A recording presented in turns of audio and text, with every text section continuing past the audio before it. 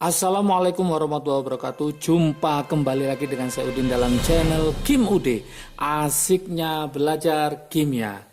Materi hari ini adalah soal-soal pilihan sifat koligatif larutan. Ini ada 5 soal yang akan saya pilihkan untuk teman-teman semua dalam mempelajari tentang sifat koligatif larutan. Ada penurunan tekanan uap, ada titik didih, ada titik beku, dan tekanan osmotik. 5 soal ini mewakili soal-soal pilihan yang sering keluar di soal sifat koligatif larutan. Oke, seperti biasa sebelum saya bahas, like, subscribe, dan komentarnya juga lonceng ditekan supaya tidak ketinggalan video terbaru dari Kim Ude. Oke, saya mulai soal nomor 1. Soal nomor 1 itu tentang yaitu tekanan uap ya, tekanan uap.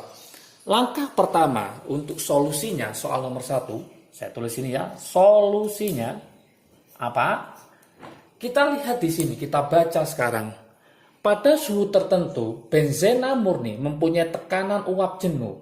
Benzena murni sebagai pelarut. Berarti ada 75 mm Hg, ini sama dengan tekanan mula-mula, berarti dia adalah P0. Hitunglah tekanan uap jenuh benzena pada larutan 6,4% naftalena. Berarti naftalena sebagai terlarut, benzena sebagai pelarut. Maka yang ditanyakan adalah P-nya berapa. Berarti kesimpulannya yang diketahui pertama adalah P0. P0-nya adalah 75 mmHg. Kemudian di situ ada namanya naftalena. Naftalena berapa persen di situ? Adalah 6,4%. 6,4% ini artinya apa? Artinya gram telarutnya adalah 6,4 gram. Oke. Kemudian gram pelarutnya adalah 100 dikurangi 6,4 ketemu berapa? 93,6 gram. Jadi kalau nanti dijumlah, ini totalnya harus 100. Ingat-ingat. Misalkan ini 10%, berarti GT-nya 10, GP-nya 90. Konsepnya seperti itu. Yang ditanyakan adalah berapakah P-nya? Tekanan uap larutannya. Oke, berarti rumusnya masih ingatkah teman-teman semua, yaitu mencari P sama dengan P0 dikali XP. Oke, berarti P sama dengan P0, XP-nya dijabarkan berarti apa? NP per NT ditambah NP. Oke, berarti langkah berikutnya kita harus mencari NT dan NP. NT sama dengan GT dibagi MR. GT-nya ketemu berapa? 6,4 dibagi MR dari naftalena adalah 128. Oke, berarti ketemu yaitu 0,05. 0,05. Oke, mencari NP berarti apa rumusnya adalah GP dibagi MR. Berarti 93,6 dibagi MR-nya adalah 78, maka ketemu 1,3. Tinggal dimasukkan saja ke rumus ya. Ke rumus berarti mencari P sama dengan P0-nya adalah 75, NP-nya adalah 1,3 per NT-nya adalah 0,05 ditambah NP-nya adalah 1,3. Oke. Maka hasil akhirnya kalau ini kita kalikan berarti P sama dengan 75 dikali 1,3 per 1,35. Maka hasil akhirnya ketemu 72. Satuannya sama mmHg. Maka jawaban yang betul adalah yang E. Inilah jawabannya. 72 mmHg. Oke, adik-adik semua. Jangan lupa juga informasi terbaru dari Kim Ude. Kim Ude membuka kelas online ya, kelas online untuk kimia. Periode kedua, periode 1 sudah selesai, periode kedua dimulai tanggal 11 Agustus sampai 10 September, selama 1 bulan ya, 1 bulan ada 4 Zoom meeting setiap hari Sabtu, jangan sampai terlewatkan. Oke, materi yang akan dibahas adalah 4 bab yang sering keluar di soal UTBK, yaitu mulai termokimia, laju reaksi, kesetimbangan, pH asam basa. Ada 4 bab yang akan dipelajari pada kelas online untuk periode kedua, yaitu pada tanggal 11 Agustus dimulai sampai tanggal 10 September. Jangan terlewatkan. Bagi yang kelas 12 pada konsep laju reaksi, kesetimbangan, termokimia, dan pH asam basa masih banyak yang lupa, masih belum bisa, silakan join. Khususnya kelas 11 ini wajib, kenapa? Karena semester 1 adalah semester tantangan untuk kimia, karena materinya hitungan mulai dari termokimia, laju reaksi, kesetimbangan, dan pH asam basa. Daftarkan segera. Untuk subscriber dari Kim UD ada potongan yang menarik, diskon 50% dari harga normalnya. Sehingga jangan sampai terlewatkan ya, langsung hubungi CP yang ada di deskripsi di bawah ya, langsung hubungi. Oke, kuota terbatas ya. Jadi manfaatkan betul untuk mempertajam konsep teman-teman semua tentang termokimia, laju reaksi, kesetimbangan kimia, dan pH asam basa. Ini wajib untuk yang kelas 10 juga bisa, apalagi 10 Axel ya. Silakan ikut dan join juga, jangan sampai ketinggalan. Kelas 11 ini adalah materi semester 1 dan semester 2. Untuk yang kelas 12 adalah persiapan UTBK, yang dimana yang kelas 11 kemarin masih banyak yang lupa konsepnya. Silakan join belajar kimia online bersama Kim UD periode kedua pada tanggal 11 Agustus dimulai sampai 10 September. Untuk lengkapnya nanti bisa dilihat di deskripsi dan hubungi CP-nya segera. Daftarkan segera, jangan sampai ketinggalan.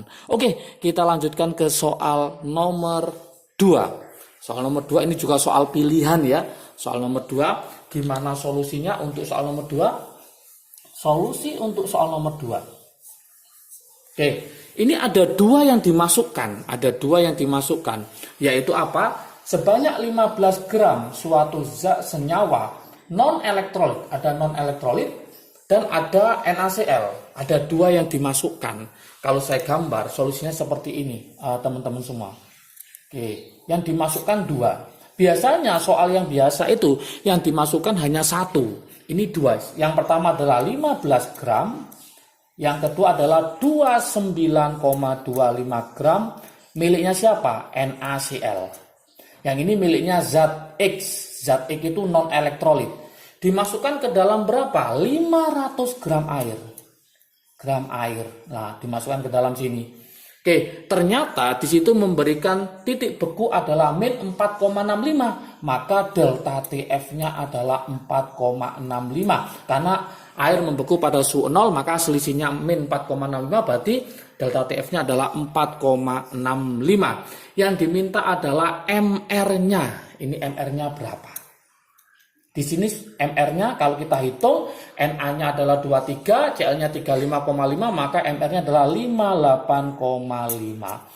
Maka jangan sampai punya pikiran dihitung satu-satu, maka ini harus digabung. Istilahnya ini adalah delta TF campuran, konsep seperti itu konsepnya.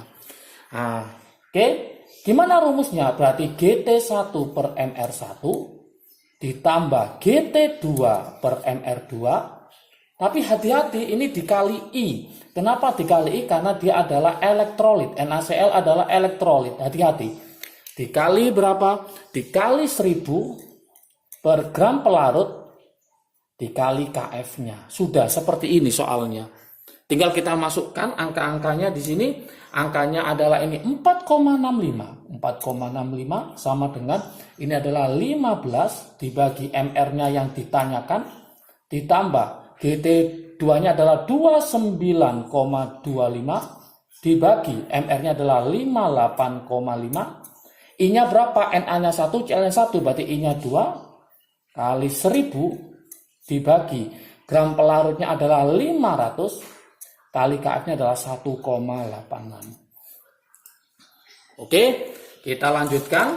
Kita lanjutkan di sini 1000 bagi 500 ini ketemu 2 ya. 4,65 dibagi 1,86. Hati-hati ya. 4,65 dibagi 1,86 itu ketemu 2,5. 2,5 sama dengan 1000 bagi 500 ketemu 2. 2 kali 15 berarti ini ketemu 30 per mr.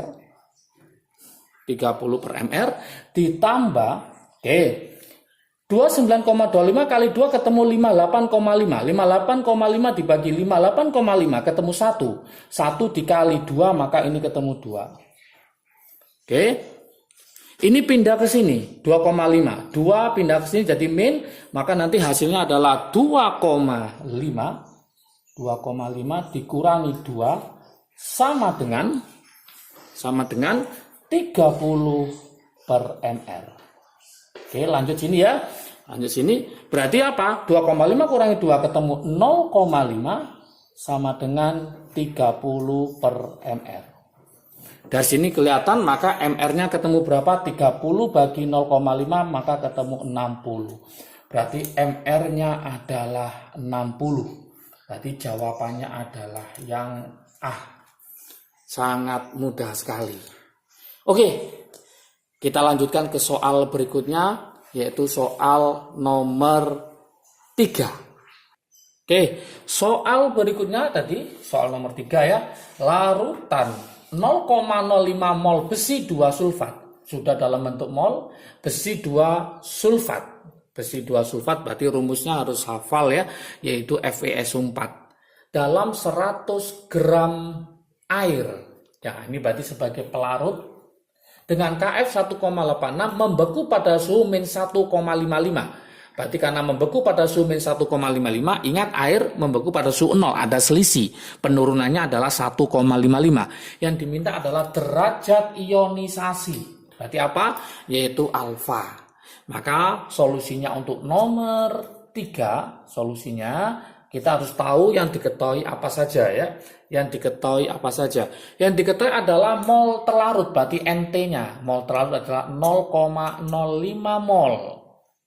Besi 2 sulfat, berarti rumusnya harus tahu yaitu FeSO4. Maka jumlah N-nya, jumlah ionnya adalah 2. Dari mana 2? Yaitu Fe-nya 1, SO4-nya 1. Maka jumlah ionnya ada 2. Kemudian ada gram pelarutnya, berarti GP-nya. GP-nya adalah 100 gram pelarutnya. KF-nya juga diketahui adalah 1,86. Ingat titik bekunya di situ TF-nya, larutannya adalah min 1,55 derajat Celcius. Maka penurunannya karena pakai air maka adalah 1,55 derajat Celcius. Yang ditanyakan apa? Yang ditanyakan ternyata alfanya ini berapa. Oke, maka pakai rumus yang bagaimana? Mencari delta TF. Rumusnya adalah apa? Gram pelarut dibagi MR kali 1000 per gram pelarut dikali KF dikali I. Itu adalah 1 plus N-1 alfa. Inilah yang dicari alfanya. Kita masukkan angka-angkanya. Delta TF-nya ketemu berapa? 1,55. Gram dibagi MR itu sama dengan NT-nya, mol terlarutnya. Berarti tinggal kita masukkan ini 0,05 kali 1000 dibagi. Gram pelarutnya adalah 100, KF-nya adalah 1,86. 1 plus jumlah ionnya ada 2, berarti ini 2 kurangi 1 alfa. Oke, tinggal kita hitung lagi, berarti ini adalah 1,55. 1000 bagi 100 ketemu 10, 10 kali 0,05 ketemu 0,5, 0,5 dikali 1,86 separuhnya berarti 0,93. 1 plus 2 kurangi 1, 1 kali alfa, seperti ini.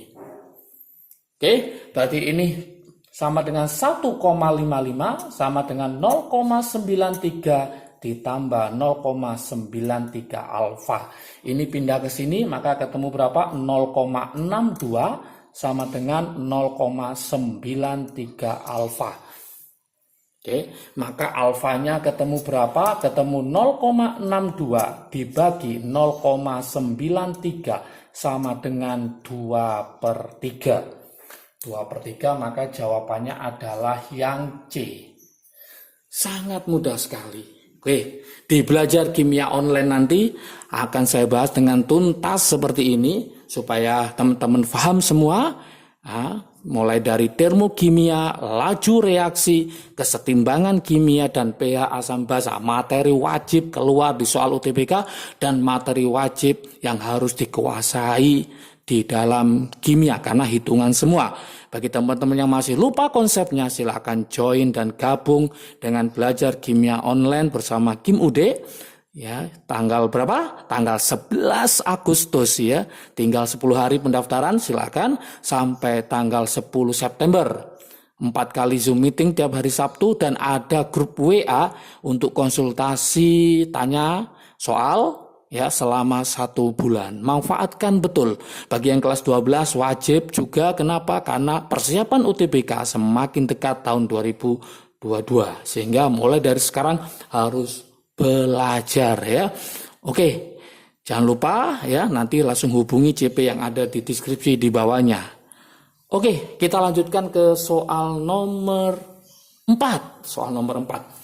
Larutan yang isotonis. Kata-kata isotonis itu berarti sama. Maka solusinya bagaimana? Saya taruh sini ya, solusinya. Oke. Isotonis ya, dikatakan isotonis itu jikalau Pi1 sama dengan Pi2. Intinya di sini. Oke. Soal ini agak sulit, kenapa? Kalau teman-teman tidak tahu rumus dari magnesium klorida, natrium hidroksida, aluminium sulfat, kalium fosfat, glukosa. Kalau nggak tahu itu maka nanti ingat ada larutan elektrolit, ada non elektrolit. Masih ingat rumusnya? Untuk yang elektrolit Pi sama dengan MR T kali I. Untuk yang non Pi sama dengan MRT. Maka Pi itu nanti karena ini R sama T-nya sama, kita coret, maka dia dipengaruhi oleh hasil kali M kali I atau M saja. Oke. Dari sini maka kita harus paham rumus-rumusnya. Natrium klorida itu rumusnya apa? Natrium klorida itu adalah NaCl 0,1 M. NaCl adalah elektrolit, berarti ada I-nya. Berarti nanti M dikali I. M-nya adalah 0,1, I-nya 2. Dari mana? Na-nya 1, Cl-nya 1. Berarti 1 tambah 1, 2. Berarti 0,1 kali 2 ketemu berapa? 0,2. Supaya teman-teman paham isotonis, maka dari A sampai E carilah yang totalnya 0,2. Carilah yang totalnya 0,2. Kita mulai dari yang A. Magnesium klorida rumusnya apa? Magnesium klorida rumusnya adalah MgCl2. Kok tahu dari mana? Nah, dari mana? Yuk. Mg itu 2 plus Cl-nya min. Maka Cl-nya dikali 2. Maka rumusnya MgCl2. Ini harus paham. Kemudian yang B. Natrium hidroksida rumusnya apa? NaOH. Natrium hidroksida NaOH. Yang C, aluminium sulfat rumusnya apa? Kalau ini nggak ngerti maka nggak akan bisa ngerjakan ya. Caranya gimana? Aluminium ini saya buatkan ya. Alum itu Al3+. Sulfat itu SO4 2-. Nah, seperti ini. Supaya imbang, maka ini dikali berapa? Ini 3, ini 2. Maka ini dikali 2, ini dikali 3. Sehingga nanti kalau gabung rumusnya menjadi apa? Menjadi Al2 dalam kurung SO4 3 kali. Berarti rumusnya aluminium sulfat adalah Al2 SO4 3 kali. Yang D, kalium fosfat. Kalium fosfat caranya sama. Di channel Kim itu sudah ada tentang tata nama, silakan nanti dilihat lagi supaya paham kation sama anion. Untuk kalium fosfat rumusnya adalah K3PO4. Dari mana? K-nya plus 1, PO4-nya 3-. Maka K-nya dikali 3. Oke, glukosa ini non elektrolit, rumusnya masih ingat yaitu C6H12O6.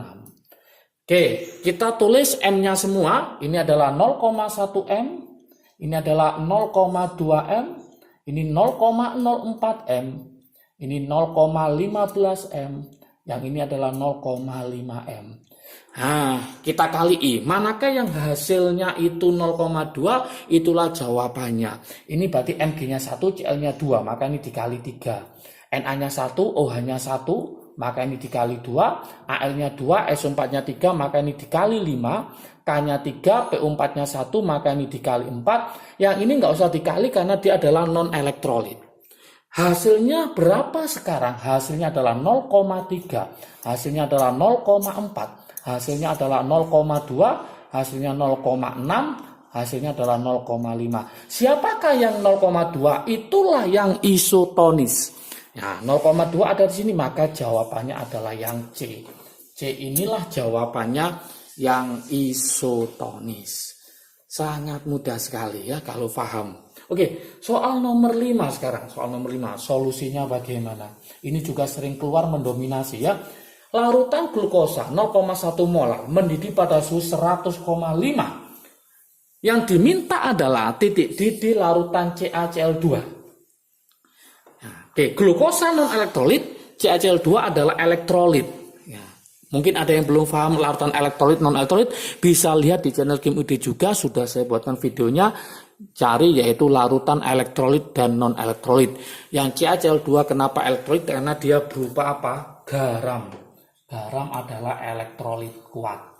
Oke, berarti solusinya gimana? Tinggal kita bandingkan teman-teman semua. Glukosa non, yang ini adalah elektrolit. Berarti delta TB non elektrolit dibanding delta TB elektrolit. Nah, elektrolit non. Ini rumusnya adalah M kali KB. Ini adalah rumusnya M kali KB kali I. Sudah selesai. Ya, KB-nya kita coret karena sama. Oke.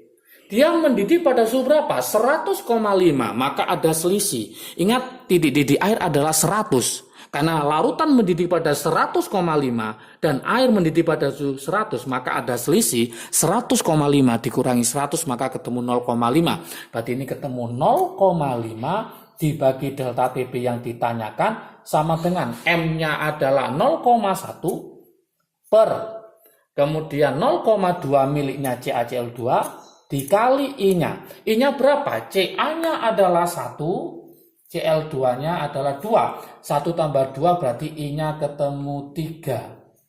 I-nya ketemu 3. Maka saya tulis ini 3.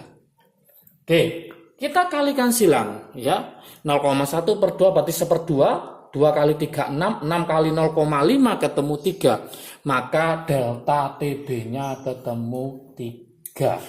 Ini masih delta TB yang diminta titik didihnya. Air mendidih pada suhu berapa? 100. Maka titik didih larutan adalah 100 ditambah 3. Maka hasilnya adalah 103 derajat Celcius. Inilah titik didih larutan untuk CaCl2. Maka jawaban yang betul adalah yang C.